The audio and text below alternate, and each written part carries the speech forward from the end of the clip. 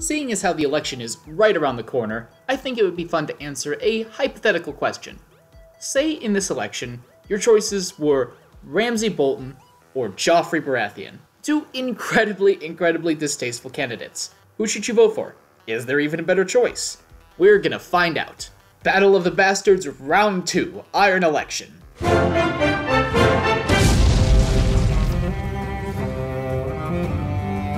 And before I start, I'm just gonna say, I will not be trying to compare either of these candidates to our elections candidates. This is a straight up evaluation of Joffrey v. Ramsay.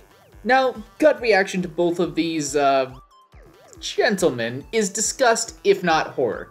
Justifiable, but these are your choices. No third-party candidates here. So let's evaluate. And just to be safe, from here on out, this video will contain spoilers. When we first look at the two, neither really seems to have the edge. Both didn't rule for an incredibly long time, and each committed atrocities to either get or stay in power. We'll start with Joffrey, the young, blonde bastard, probably, thrust into power after the death of his father.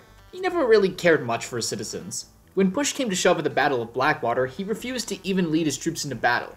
Additionally, when he learned of Robert's countless bastards in Season 2, he took matters into his own hands and had them all slaughtered. This was at a point in the series where Joffrey started acting more on his own and less as a puppet of his mother and grandfather. Strings or not, Joffrey's attitude towards his people was at best one of contempt. He'd been groomed for ruling his entire life, but was more enthralled with just getting what he wanted instead of caring about what his people needed.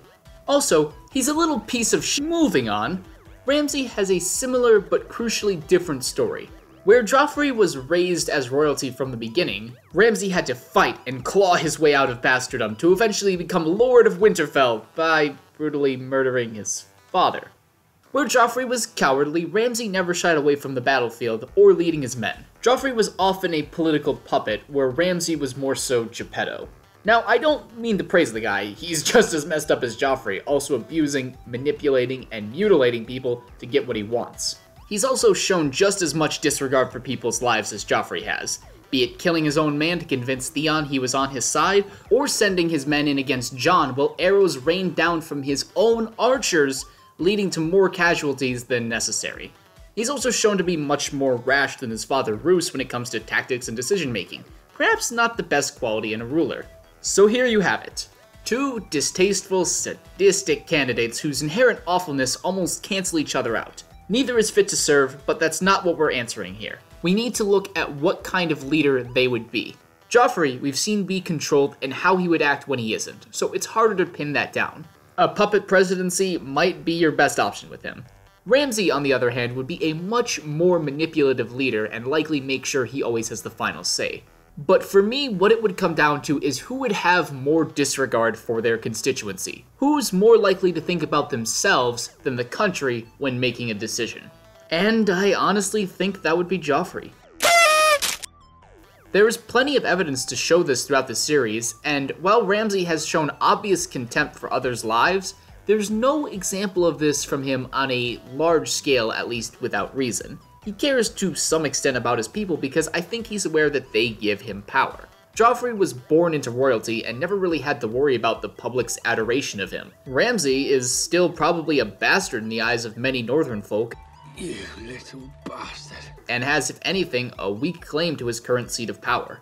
Not to mention Ramsay's probably also been in many of the same shoes of the people he now leads. And while he may not show it, I'm sure there's some part of him that does sympathize and empathize with them. Joffrey, though, I think was born without that part of him functioning. So in the end, I'd have to cast my vote for Ramsay Bolton.